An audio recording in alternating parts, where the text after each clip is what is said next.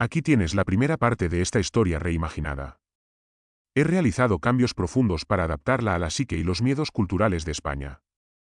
He trasladado la acción de Estados Unidos a los Pirineos, la selva de Irati y la frontera con Francia, un lugar cargado de historia, niebla y leyendas que resuenan en el imaginario colectivo español. El miedo aquí no es tanto a experimentos militares, que es muy americano, sino a algo más tangible y terrorífico en la cultura española, la España vacía, los pueblos abandonados, los señoritos cazadores con impunidad, las sectas y la violencia de género realista. Aquí tienes las primeras 8.000 palabras, aprox, de la adaptación. Lo que aguarda en la niebla, parte 1. Maite Echevarría siempre había sentido que la ciudad de Madrid, con su asfalto hirviente y su ruido incesante, le estaba robando el alma poco a poco. A sus 28 años, tenía lo que muchos considerarían una vida de éxito, un puesto fijo en un bufete de abogados en el Paseo de la Castellana, un apartamento pequeño pero céntrico y un círculo social envidiable. Pero Maite, nacida en un pueblo costero de Guipúzcoa, llevaba el salitre y el musgo en la sangre. Necesitaba el silencio. Un silencio real, no esa pausa momentánea entre el paso de 2 camiones de basura a las 3 de la madrugada. Buscaba el extremo, sí, pero no por adrenalina vacía. Buscaba desaparecer. Borrarse del mapa. El plan era meticuloso, casi obsesivo. 8 días cruzando la selva de Irati, en el Pirineo navarro, adentrándose hacia la frontera francesa por rutas de contrabandistas olvidadas y senderos que no aparecía en Google Maps. Nada de Camino de Santiago, nada de albergues llenos de peregrinos con ampollas y ganas de socializar. Maite quería la soledad absoluta de los hayedos infinitos. El 12 de octubre, aprovechando el puente del Pilar, aparcó su coche cerca de la antigua fábrica de armas de Orbaiceta. El cielo era una losa de granito gris, amenazando esa lluvia fina del norte, el sirimiri, que no moja, sino que cala hasta los huesos. Cargó su mochila técnica de 50 litros. Llevaba todo lo necesario: comida liofilizada, un filtro de agua de alta gama, un cuchillo de monte que había pertenecido a su abuelo y un teléfono satelital, ya que la cobertura móvil moriría a los pocos kilómetros. Había enviado su ruta a su hermano Íñigo, incluyendo coordenadas GPS y tiempos estimados de paso. No hagas tonterías, Maite, le había dicho él por teléfono la noche anterior. En Irati, si te pierdes, la niebla se te come. Y hay zonas donde no pasan ni los guardas forestales. Eso es justo lo que busco, Íñigo. Que no pase nadie. Los primeros 3 días fueron, paradójicamente, demasiado perfectos. El otoño en Irati es un espectáculo que duele a la vista: ocres, rojos sangre, naranjas quemados. El suelo era una alfombra de hojas muertas que amortiguaba sus pasos. Maite caminaba a buen ritmo, devorando casi 20 kilómetros diarios con la disciplina de un soldado. Dormía en bordas, cabañas de pastores, semiderruidas o plantaba su tienda ultraligera en claros donde la luna apenas conseguía atravesar la copa de las hayas centenarias. Cocinaba sopa de sobre con un hornillo de gas, leía a Baroja a la luz de su frontal y sentía como la ansiedad de Madrid se iba drenando de su cuerpo, sustituida por un cansancio físico limpio y honesto. Se sentía segura. En España, el monte se considera un lugar de recreo, un espacio sagrado. El miedo en España suele tener forma de callejón oscuro en la ciudad, no de bosque ancestral. El bosque es para buscar setas, para respirar. Maite se sentía abrazada por la naturaleza. O eso creía ella. Fue al 4.º día cuando la atmósfera cambió. No fue algo repentino, como un trueno, sino algo insidioso, como una enfermedad lenta. Había cruzado la línea invisible hacia una zona más agreste, cerca del embalse de Irabia, pero desviándose hacia una garganta rocosa conocida localmente como el Barranco del Silencio. El nombre le pareció poético al trazar la ruta en casa. Ahora, le parecía una advertencia. Maite se detuvo a media mañana para ajustar las correas de su mochila. Se secó el sudor de la frente, y al hacerlo, se dio cuenta de algo que le erizó el vello de la nuca. El bosque estaba mudo. No había canto de pájaros. No se escuchaba el crujir de las ramas bajo el peso de las ardillas. Ni siquiera el zumbido de los insectos, que aunque escasos en octubre, siempre estaban presentes. Solo se oía su propia respiración, rasposa y fuerte, y el latido de su corazón en los oídos. Era un silencio denso, pesado, un silencio de cementerio, pensó, y al instante se arrepintió de la comparación. Venga, no seas paranoica, se dijo en voz alta. Su voz sonó extraña, como si el musgo absorbiera las palabras antes de que pudieran volar. Siguió caminando, pero la sensación de bienestar se había evaporado. Empezó a sentir la escopofobia aguda, la certeza biológica, animal, de que estaba siendo observada. Se giraba constantemente. Miraba entre los troncos grises de las hayas, buscando, ¿qué? ¿Un oso? En el Pirineo quedaban pocos y huían del hombre. ¿Un jabalí? A las 2 de la tarde, encontró algo que rompió su lógica de naturaleza virgen. En medio de un sendero apenas visible, había una piedra. Una piedra grande, de río, perfectamente redonda. Pero no estaba en el suelo. Estaba colocada con un equilibrio imposible sobre la rama de un árbol, a la altura exacta de los ojos de Maite. Se acercó con cautela. No era una marca de sendero GR, las típicas marcas rojas y blancas. Debajo de la piedra, alguien había atado un trozo de tela. Maite lo tocó. Era seda. Seda roja, fina, cara. Olía a algo dulce y podrido a la vez, como flores marchitas en un jarrón de agua sucia. ¿Qué coño? Susurró. Un escalofrío le recorrió la espalda. Aquello no era basura de un excursionista dominguero. No era una lata de cerveza ni un paquete de tabaco. Era, deliberado. Parecía un hito. O una señal. Decidió acelerar el paso. Quería alejarse de esa piedra y de esa tela roja. Su plan era llegar a las ruinas de una antigua aldea abandonada cerca de la frontera, un lugar que aparecía en los mapas antiguos como Izalzu de arriba, aunque ya no quedaba más que piedras. Pensaba acampar allí, protegida por los muros de alguna casa vieja. La tarde cayó rápido, como suele ocurrir en los valles profundos. La luz se volvió azulada y fría. Maite llegó a las ruinas justo cuando el sol desaparecía tras los picos. El lugar era lúgubre, 4 casas de piedra devoradas por la hiedra, sin tejados, con las ventanas como cuencas de ojos vacías mirando al valle. Montó su tienda dentro de lo que parecía haber sido un granero, buscando protección contra el viento. No encendió fuego esa noche. Algo en su instinto le gritaba que no debía llamar la atención. Comió un poco de embutido y queso a oscuras, sentada sobre su saco de dormir, con el cuchillo de su abuelo fuera de la funda, apoyado en su regazo. Estás loca, pensaba. Eres una chica de ciudad asustada por la oscuridad. Mañana te reirás de esto. Pero no se rió. Serían las 2 de la madrugada cuando se despertó de golpe. No sabía que la había despertado. Se quedó inmóvil, conteniendo la respiración, con los ojos abiertos en la oscuridad absoluta de la tienda. Entonces lo oyó. Pasos. No eran pasos de animal. Un animal se mueve con ritmo, o hace ruido al azar. Esto eran botas. Botas pesadas rompiendo ramas secas. Y no era uno. Eran varios. Crack.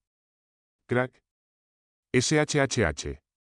El sonido venía de fuera de las ruinas, acercándose por el camino que ella había subido. El corazón de Maite golpeaba contra sus costillas con tanta fuerza que temía que los de fuera pudieran oírlo. Luego, las voces. Eran voces masculinas. Bajas, guturales. Hablaban en español, pero con un acento que no lograba ubicar del todo. Quizás una mezcla de vasco cerrado y algo más, culto, refinado, pero distorsionado por la situación. El rastro termina aquí cerca. Huele a sudor fresco. No puede haber ido lejos. La marca estaba intacta. Cae. Escucha. El silencio volvió, más aterrador que las voces. Maite agarró el spray de pimienta con la mano izquierda y el cuchillo con la derecha. Sus manos temblaban violentamente. Cazadores furtivos, pensó. En España, el furtivismo en zonas protegidas existe, pero ¿por qué rastrearían a una persona? ¿Por qué hablarían de la marca? La tela roja. La piedra. Revisad las ruinas, ordenó una voz distinta. Una voz de mando, tranquila, helada. Una voz de alguien que no tiene miedo a las consecuencias. Quiero saber si la novilla se ha encamado aquí. Novilla. El término ganadero para una vaca joven. La deshumanización en esa palabra hizo que Maite sintiera ganas de vomitar. No eran ladrones. No eran guardas. Vio el haz de una linterna barrer las paredes de piedra del exterior. La luz se filtraba por las grietas del granero donde ella estaba escondida.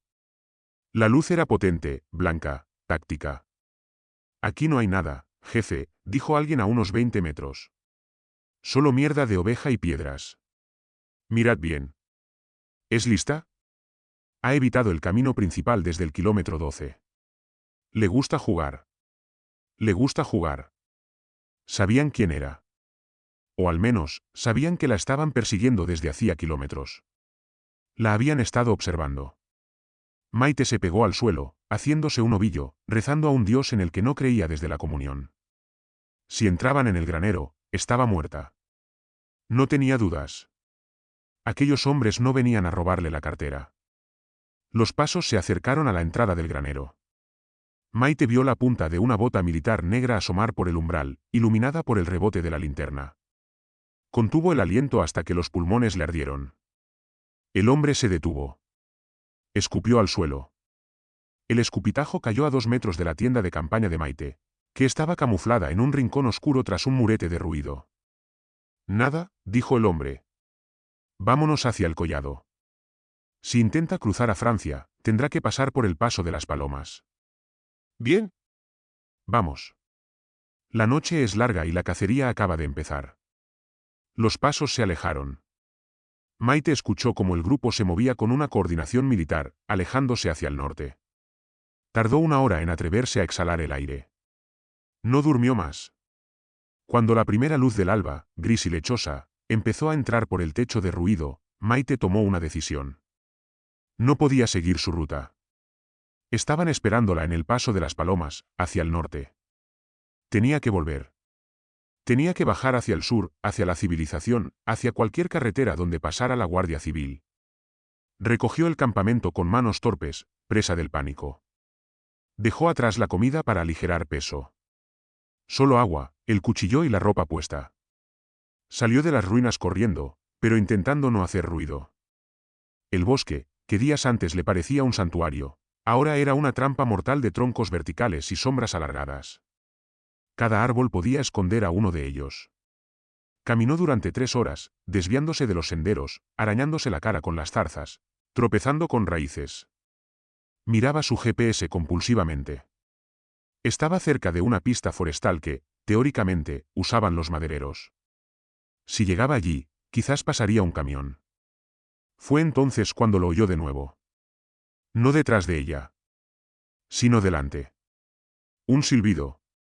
Un silbido humano, melódico, imitando el canto de un pájaro pero claramente artificial. Y luego, la respuesta. Otro silbido, esta vez a su izquierda. Estaban cerrando el cerco. Maite se detuvo en seco, el pánico frío inundando sus venas como hielo líquido. No se habían ido al norte. Habían mentido. Sabían que ella los escucharía. Sabían que, presa del miedo, intentaría volver atrás. La habían estado pastoreando como a una oveja hacia donde ellos querían. ¡Ey! Gritó una voz a menos de 50 metros. Camiseta azul. Maite no pensó. El instinto primitivo de supervivencia anuló su cerebro racional. Giró 90 grados y se lanzó ladera abajo, hacia la espesura más densa, hacia donde el bosque se convertía en una selva impenetrable de helechos y barro. «¡La tenemos!», gritó otro. «¡Soltad a los perros!». Perros.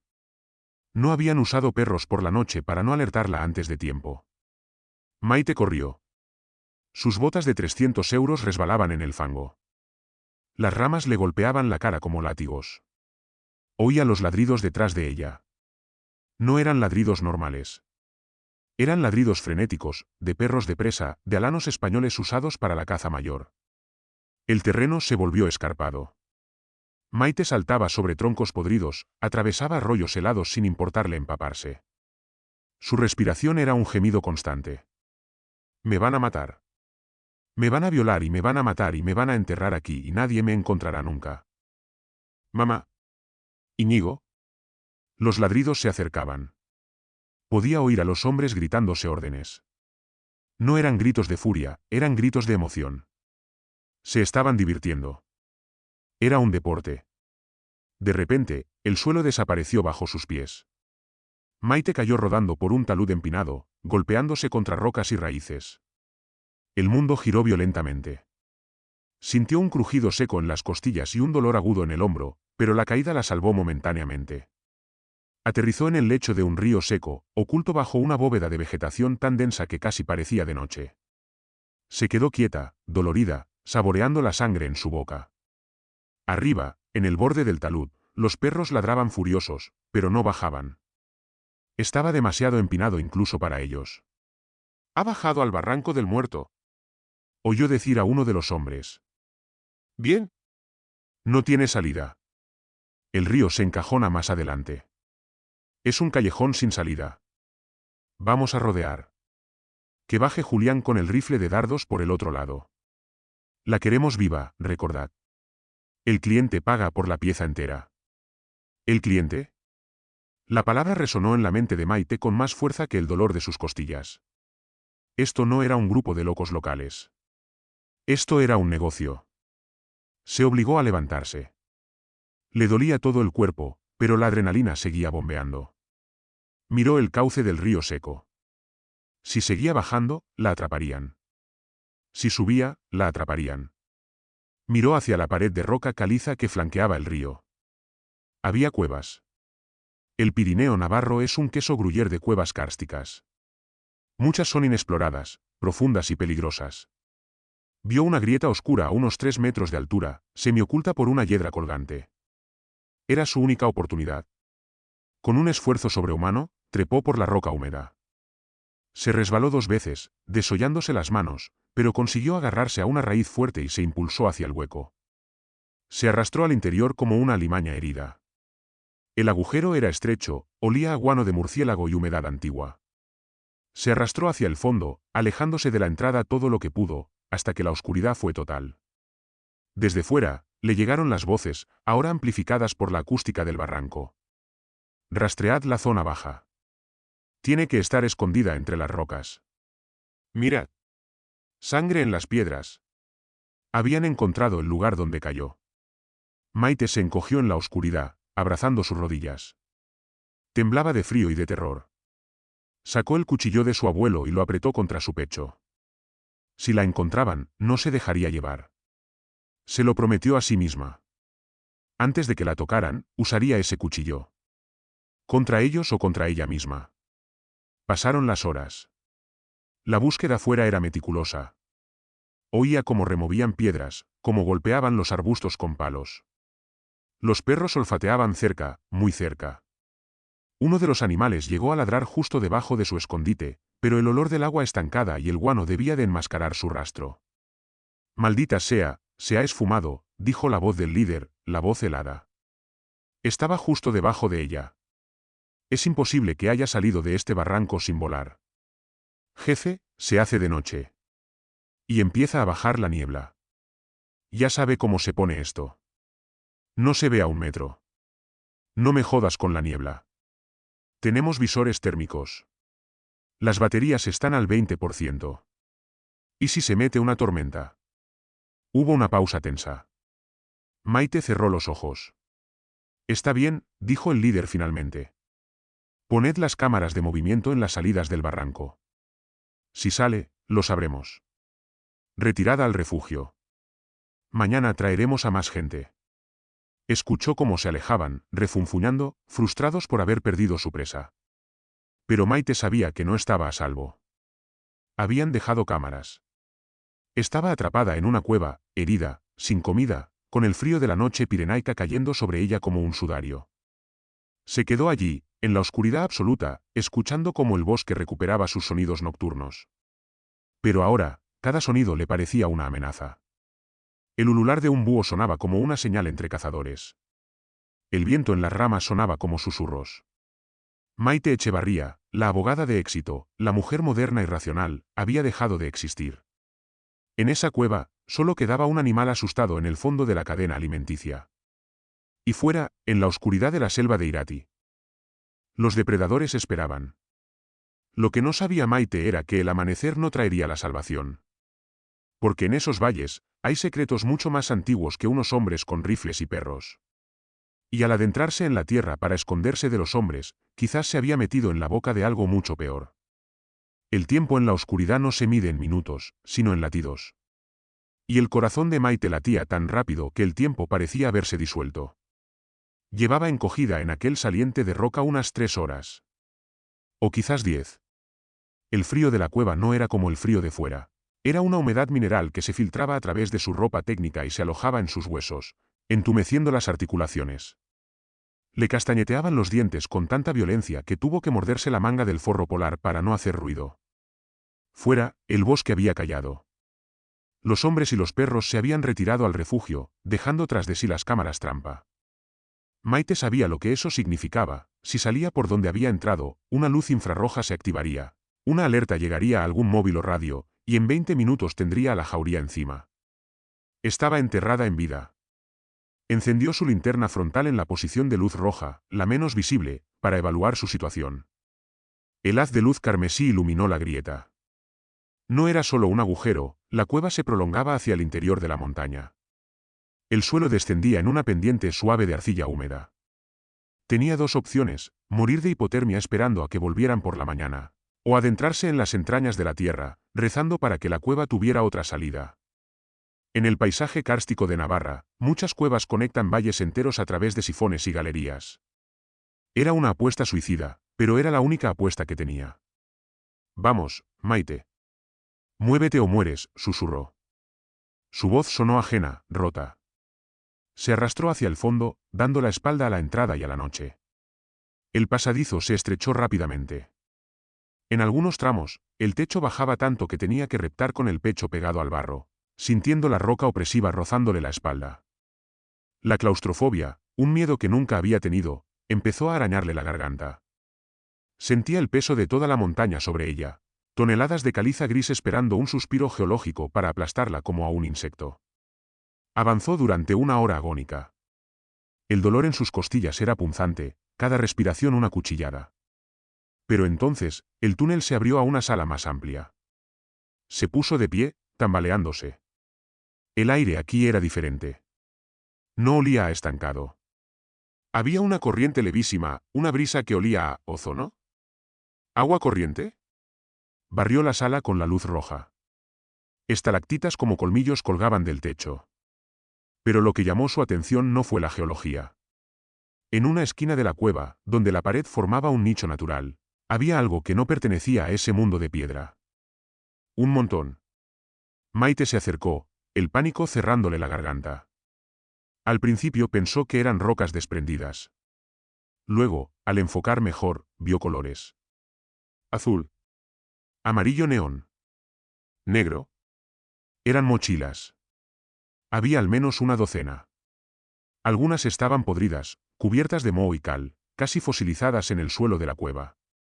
Otras parecían nuevas, con el nylon brillante. Había botas de montaña desparejadas. Un saco de dormir hecho jirones. Una cantimplora de aluminio abollada de los años 90. Maite cayó de rodillas. No era un escondite. Era un vertedero. O un mausoleo. Con manos temblorosas, agarró una de las mochilas más recientes. Era una quechua pequeña, de esas que llevan los excursionistas de fin de semana. Abrió la cremallera atascada por el barro. Dentro había una botella de agua vacía, un chubasquero plegado y una cartera de velcro. Maite abrió la cartera. Dentro había un DNI. La foto mostraba a un chico joven, sonriente, con el pelo rizado. Aitor GL, nacido en Pamplona. Fecha de expedición, 2019. Maite recordaba esa cara. La había visto en los carteles de desaparecido, pegados en las farolas de San Sebastián y en las estaciones de autobús hacía un par de años. La versión oficial fue que se había caído por un barranco, que el cuerpo nunca apareció. Accidente en montaña. Dijeron los periódicos. Maite soltó la cartera como si quemara. Miró el montón de objetos. Había vidas enteras allí apiladas. Excursionistas solitarios, parejas perdidas, gente que buscaba setas, gente que buscaba paz. Todos habían terminado aquí. No eran 5 hombres locos cazando por diversión. Esto llevaba ocurriendo años. Décadas. Dios mío, gimió. De repente, un sonido la paralizó. No venía de la entrada de la cueva. Venía de más abajo. Del fondo de la sima. Era un sonido mecánico. Clank. Clank. Clank. Metal contra piedra. Y luego, un zumbido grave, como el de un generador eléctrico amortiguado por metros de roca. Maite apagó la luz roja al instante. La oscuridad absoluta la engulló. Se quedó inmóvil, escuchando. El sonido venía de una grieta en el suelo de la sala, una especie de pozo natural. Se arrastró hasta el borde y miró hacia abajo. A unos 20 metros de profundidad, vio luz. No era luz natural. Era el resplandor amarillento de bombillas industriales. Y vio sombras moviéndose. Había gente allí abajo. El terror se mezcló con una curiosidad mórbida. ¿Una base? ¿Un búnker? Recordó las historias de los contrabandistas de la posguerra, de las líneas de defensa construidas por Franco en los Pirineos para evitar una invasión aliada. Túneles olvidados. Si había luz y gente, había una salida. Pero también estaban ellos. Maite sabía que no podía volver atrás. Las cámaras en la entrada la delatarían al amanecer. Su única opción era bajar al infierno para intentar cruzarlo. Comenzó el descenso. La pared del pozo era rugosa, llena de asideros, pero bajar a oscuras, herida y con el miedo agarrotándole los músculos, fue la cosa más difícil que había hecho en su vida. Resbaló varias veces, desollándose las yemas de los dedos, conteniendo gritos de dolor. Cuando llegó al suelo del pozo, se escondió tras una estalagmita gigante. Estaba en una galería artificial. El suelo estaba nivelado. Había vigas de madera vieja apuntalando el techo y un cableado eléctrico rudimentario grapado a la pared. Se asomó con cautela. Al final del túnel, la galería se abría a una caverna enorme, iluminada por focos de obra. Lo que vio allí le heló la sangre más que el frío de la montaña. No era una base militar. Parecía una carnicería de lujo. Había mesas de acero inoxidable. Ganchos colgados del techo con cadenas. Y jaulas. Jaulas grandes, como perreras, alineadas contra la pared de roca. La mayoría estaban vacías. Pero en una de ellas, vio una figura acurrucada. Una mujer. Llevaba ropa de montaña sucia y desgarrada. No se movía. En el centro de la sala, 3 hombres estaban de pie alrededor de una mesa donde habían desplegado un mapa topográfico. Maite reconoció al líder, el de la cicatriz y la voz helada. Llevaba una chaqueta de caza Barber impecable, como si fuera un domingo de campo. A su lado había otro hombre, más bajo, calvo, vestido con un traje caro que desentonaba absurdamente en aquel lugar. Maite agudizó el oído. La acústica de la cueva le trajo las palabras con claridad cristalina. El cliente se está impacientando, Garrido, decía el hombre del traje. Pagó por la experiencia completa. La persecución, el acorralamiento. Si la chica muere de frío en un agujero, no hay pago. La encontraremos, don Luis, respondió el líder, Garrido, con un tono respetuoso pero firme. Mis hombres han peinado el sector norte. Si está en el barranco, saldrá. El hambre la sacará. No tenemos tiempo. Mañana llega la delegación de Bruselas y tengo que estar en Madrid. Esto tenía que ser una desconexión rápida de fin de semana. Un capricho limpio. Lo entiendo. Pero esta es lista. No es como el chico de la semana pasada. Esta tiene instinto. Maite se tapó la boca. Don Luis. El acento, la arrogancia, la mención a Madrid y Bruselas. Ese hombre no era un criminal común. Era alguien con poder. Alguien cuya cara quizás salía en los telediarios. Eran una empresa de safaris humanos. Ofrecían la emoción definitiva a gente que ya lo tenía todo y estaba aburrida de la vida normal. Gente intocable. Por eso nunca los pillaban. Porque los que debían investigar quizás eran los que pagaban, o los amigos de los que pagaban. Sacad a los perros otra vez al amanecer, ordenó don Luis. Y quiero que uséis los drones térmicos. Me da igual si es ilegal volar en el parque natural. Quiero a esa chica. Y la quiero viva. Quiero ser yo quien termine el trabajo.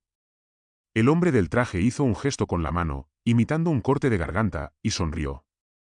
Una sonrisa de depredador aburrido. Maite sintió una oleada de ira pura que superó al miedo por un segundo.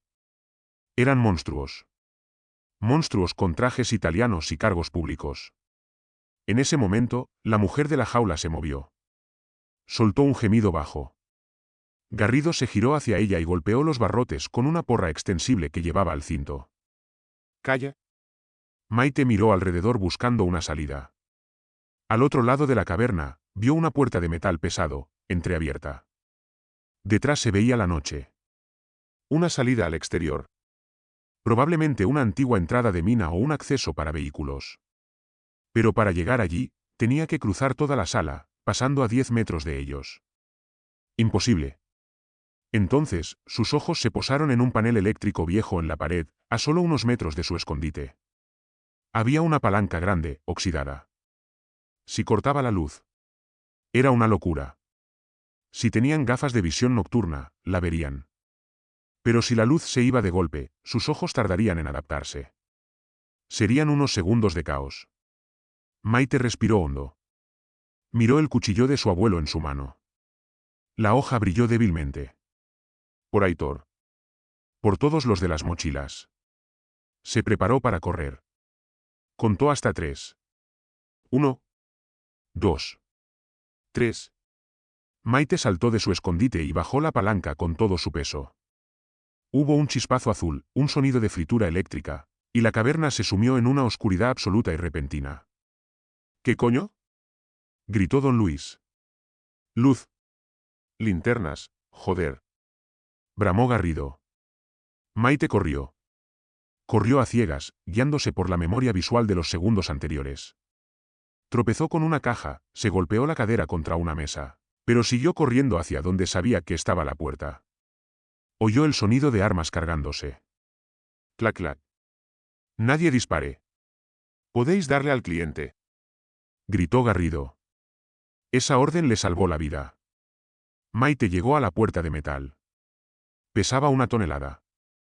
Tiró de ella con desesperación, abriendo el hueco lo justo para pasar. El aire frío de la noche la golpeó en la cara. Salió al exterior. Estaba en una especie de cantera abandonada, rodeada de maquinaria oxidada. El cielo estaba cubierto, sin luna. ¿Está ahí?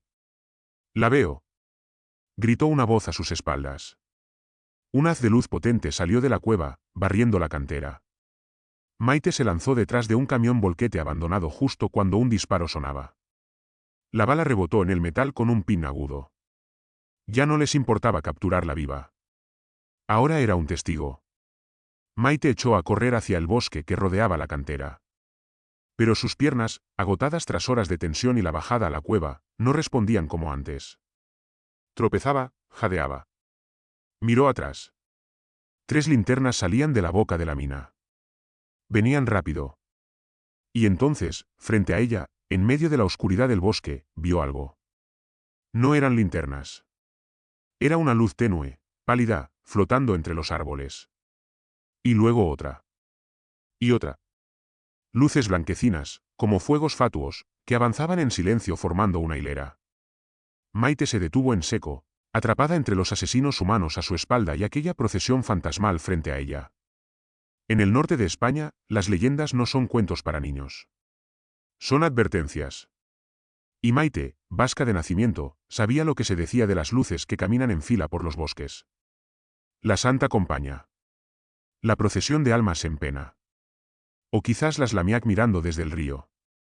Pero el miedo a lo sobrenatural duró un segundo.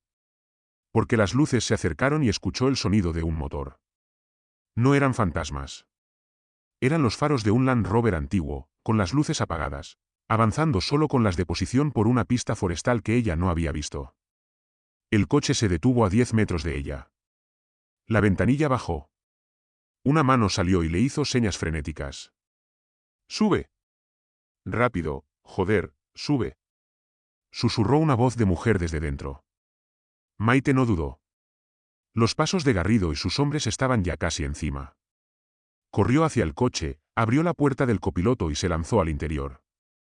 El Land Rover arrancó derrapando sobre la grava, lanzando piedras hacia atrás, justo cuando Garrido salía de los árboles apuntando con un rifle de mira telescópica. ¡Al suelo! Gritó la conductora. Maite se agachó. La luna trasera del coche estalló en 1000 pedazos sobre ellas. El vehículo se internó en la pista forestal, rebotando violentamente en los baches, alejándose de la mina, de la cueva de los horrores y de la muerte segura. Maite, Temblando incontrolablemente, se quitó los cristales del pelo y miró a su salvadora. Era una mujer de unos 50 años, con el pelo gris corto, vestida con un jersey de lana gorda y pantalones de pana. Tenía las manos callosas aferradas al volante con fuerza blanca. En el asiento de atrás, había una escopeta de caza vieja y un perro de pastor vasco que gruñía suavemente mirando hacia atrás. La mujer miró a Maite de reojo. Sus ojos eran duros, tristes. «¿Te han visto la cara, verdad?», preguntó la mujer. Maite asintió, incapaz de hablar. «Mierda», dijo la mujer, golpeando el volante. «Mierda, mierda. Ahora no pararán. No hasta que nos maten a las dos». «¿Quiénes son?», logró preguntar Maite, con un hilo de voz. La mujer la miró con una gravedad absoluta. «Son los dueños del monte, chica. Son los que mandan de verdad. Y acabas de entrar en su coto privado de caza».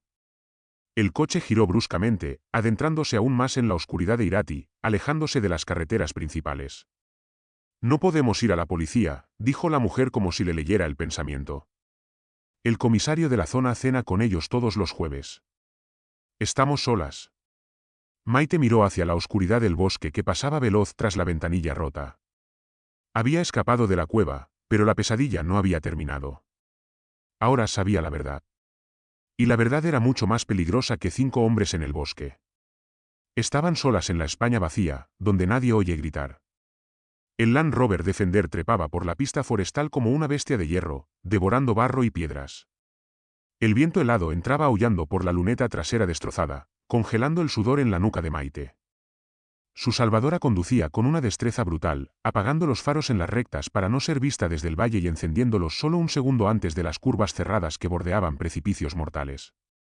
«¿A dónde vamos?», gritó Maite para hacerse oír sobre el rugido del motor y el viento. «A mi casa», respondió la mujer sin apartar la vista del camino. «Es el único lugar donde tengo ventaja».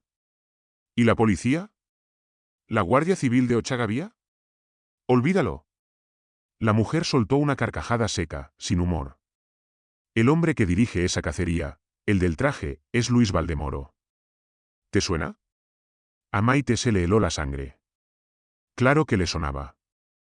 Luis Valdemoro. Consejero delegado de una de las energéticas más grandes del país, exdiputado, amigo íntimo de ministros y jueces. Un intocable. Un hombre que salía en las revistas de sociedad sonriendo junto al rey. «Ese hombre ha cenado con el capitán de la zona hace 2 noches», continuó la mujer. «Si vamos al cuartel, nos encerrarán en una celda por nuestra seguridad y 1 hora después, Garrido entrará por la puerta de atrás con una inyección. Desapareceremos. Un suicidio lamentable o un accidente». Maite se hundió en el asiento. La magnitud de su situación la golpeó con la fuerza de un mazo. No era un crimen, era una conspiración. «Me llamo Nekane», dijo la mujer, suavizando un poco el tono. «Y siento que te hayan metido en esto, chica. Pero ahora estamos en el mismo barco. Y el barco hace aguas». El coche giró bruscamente, entrando en un camino empedrado flanqueado por robles centenarios. Al final del sendero, surgió de la niebla un caserío de piedra maciza, oscuro y formidable como una fortaleza medieval. «Bienvenida a Echeverría», dijo Nekane. «Bájate y coge la munición de la guantera». El interior del caserío olía a leña quemada, a perro y a soledad. Nekane cerró la puerta de roble macizo y echó 3 cerrojos de hierro forjado. Luego fue a las ventanas y bajó unos postigos de acero interiores, claramente instalados a posteriori. Aquella casa no era una granja, era un búnker. «Siéntate ahí», ordenó Nekane, señalando una mesa de cocina de madera basta. «Déjame ver esas heridas». Maite obedeció. Mientras Nekane le limpiaba los cortes con aguardiente y vendaba sus costillas con tiras de sábana vieja, Maite observó la habitación. Las paredes estaban cubiertas de mapas topográficos de la selva de Irati. Había chinchetas rojas y azules marcando rutas, cuevas y pasos. Y fotos. Muchas fotos pegadas con celo.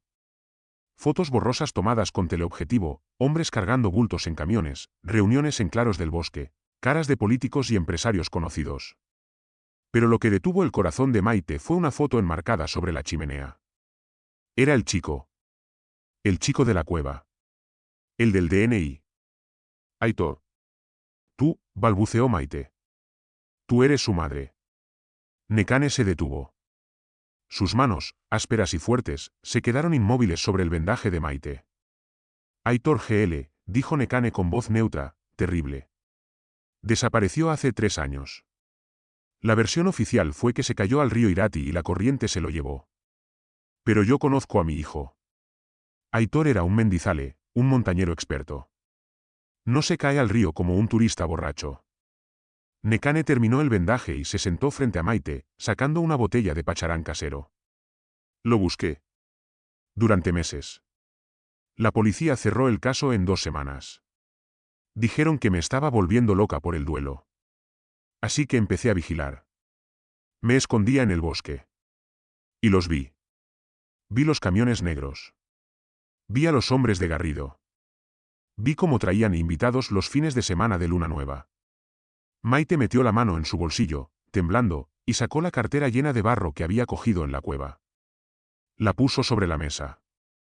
Nekane miró la cartera. No lloró.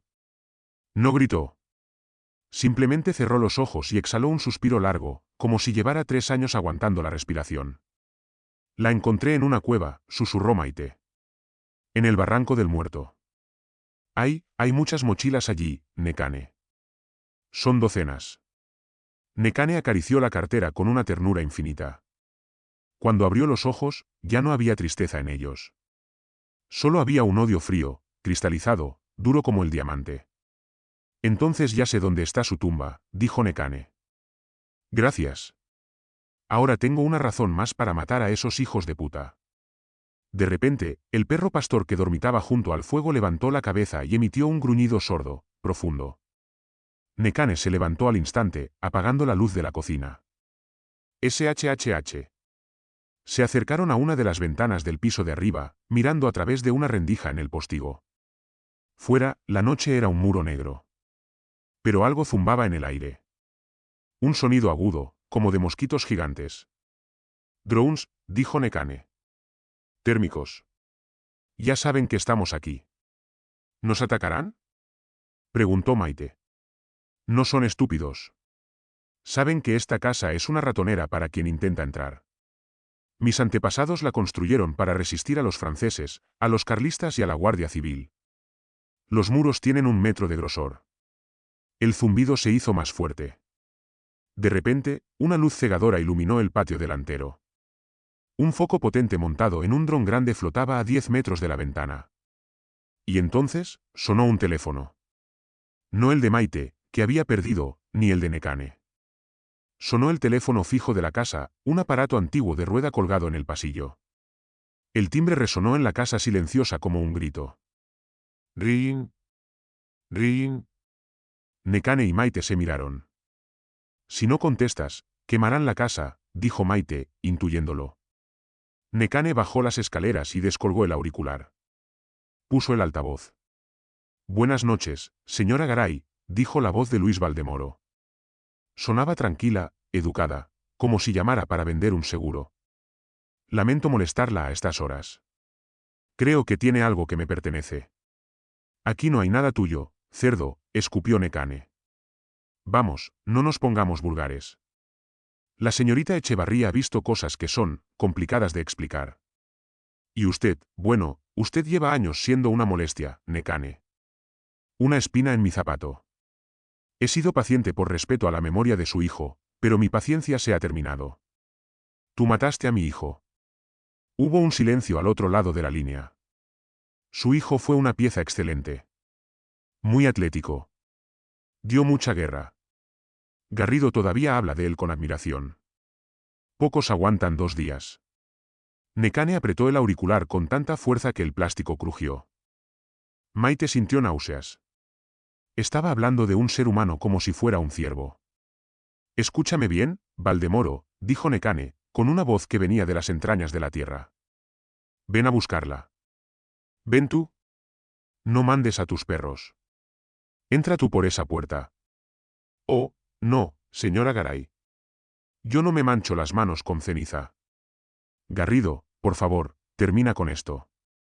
Tengo un vuelo a las 7. La línea se cortó. ¡Al suelo! Gritó Nekane. Segundos después, algo atravesó la ventana del salón, rompiendo el cristal y el postigo con una fuerza explosiva. Un cilindro metálico rodó por el suelo, soltando un humo blanco y denso. ¡Gas!, tosió Nekane. Máscaras, en el armario de la entrada. Pero no era solo gas lacrimógeno. Otro cilindro entró por la ventana de la cocina. Y luego, un sonido sibilante. ¡Fuos! Una luz naranja iluminó el patio. «¡Cócteles Molotov!», gritó Maite. «¡Nos están quemando!». El humo empezaba a llenar la planta baja. Los ojos les escocían. Nekane le lanzó una máscara de gas antigua a Maite y se puso otra ella misma. Parecían insectos gigantes en la penumbra humeante. «No podemos salir», dijo Maite, con la voz amortiguada por la goma. «Hay francotiradores fuera. Si salimos por la puerta, nos abaten». «No vamos a salir por la puerta», dijo Nekane. Cogió una escopeta de repetición del armero y le lanzó a Maite una pistola pesada, una Star antigua de la Guardia Civil. «¿Sabes usar esto?». «He disparado en ferias». «Quita el seguro, apunta al bulto y aprieta hasta que deje de moverse». «Sígueme». Nekane arrastró una alfombra pesada en el salón, revelando una trampilla de madera en el suelo. La abrió. Una escalera de piedra descendía hacia la oscuridad. «La bodega», dijo Nekane. «Conecta con el antiguo túnel de contrabando que va hasta la regata. Es estrecho y está medio inundado, pero es nuestra única salida. La casa arderá en 10 minutos». Bajaron. El aire abajo era frío y húmedo. Nekane cerró la trampilla sobre sus cabezas justo cuando el techo del salón empezaba a crujir bajo el calor de las llamas. El túnel era una pesadilla claustrofóbica, peor que la cueva. Raíces de árboles atravesaban el techo, goteando agua. Ratas chillaban al paso de sus linternas. Avanzaron arrastrándose durante 200 metros.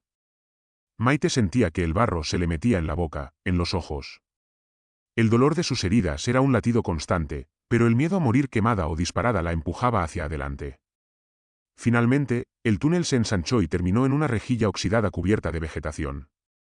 Daba al exterior, a la orilla de un arroyo. Nekane empujó la rejilla con el hombro. Cayó con un estruendo metálico. Salieron al aire libre. Estaban en una vaguada profunda, a unos 300 metros de la casa. Desde allí, podían ver el caserío en lo alto de la loma. Era una antorcha. Las llamas salían por el tejado, iluminando la niebla con un resplandor infernal. Siluetas de hombres armados rodeaban la casa en llamas, esperando a que salieran para rematarlas. Vieron a Garrido, inconfundible por su altura, dando órdenes. «Creen que estamos muertas», susurró Maite. «Creen que nos hemos asfixiado dentro». «Garrido no se lo creerá hasta que vea los cadáveres calcinados», dijo Nekane. «Tenemos unas horas de ventaja. Hasta que el fuego se apague y entren a buscar los huesos». Nekane miró a Maite. A la luz del incendio lejano, la mujer parecía una bruja vengativa. «Escucha, chica. Mi coche está quemado o vigilado. No tenemos teléfonos. No podemos ir al pueblo.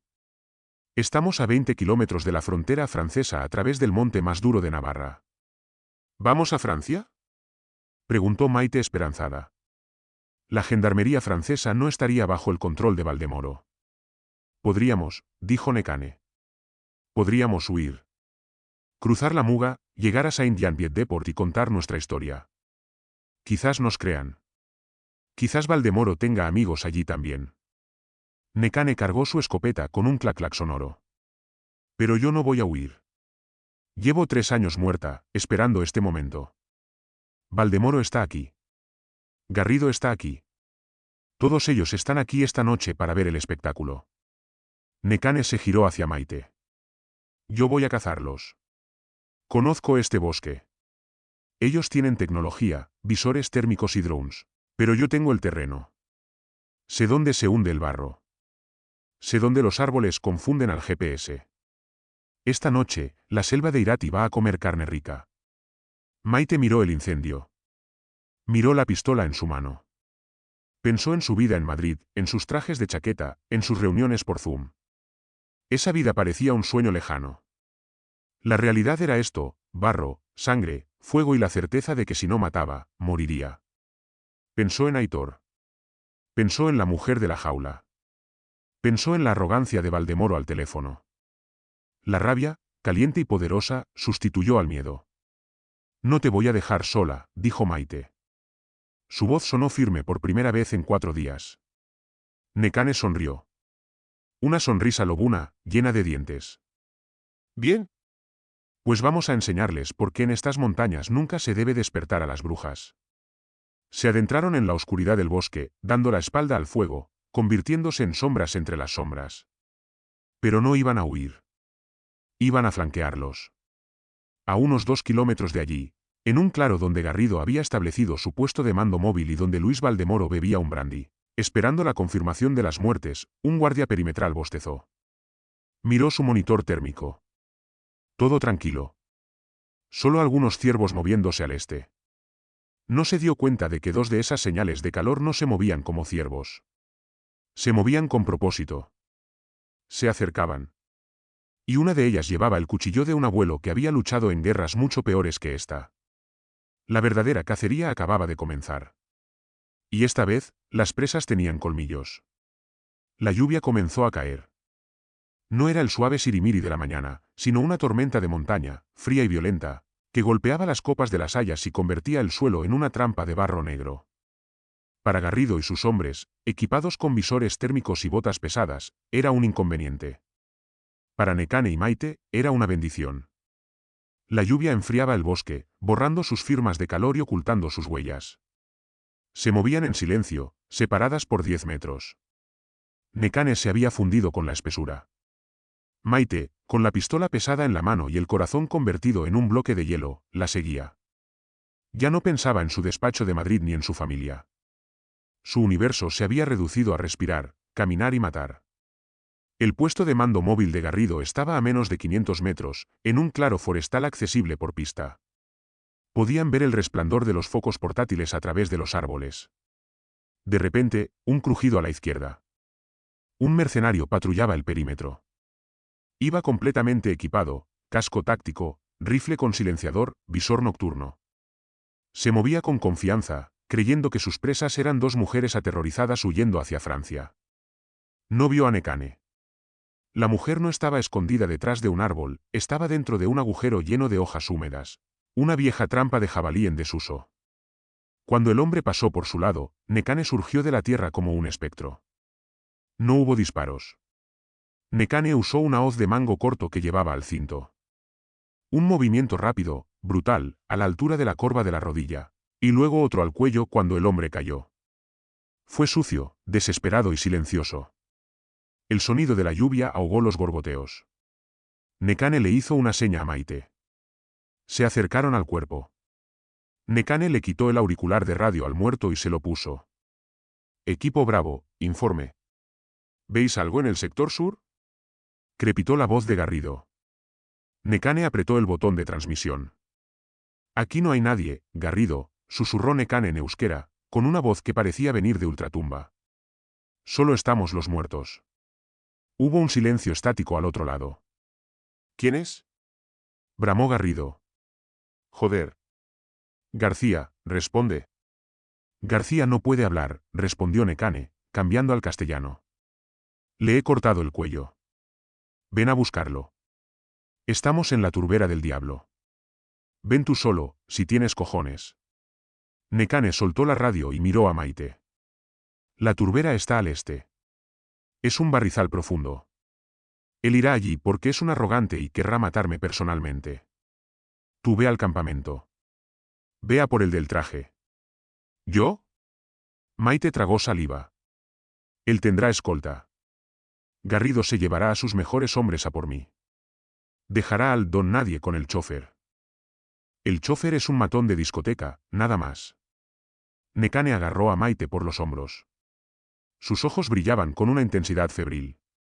Maite, escúchame. Ese hombre, Valdemoro, va a salir de esta selva si no lo paras.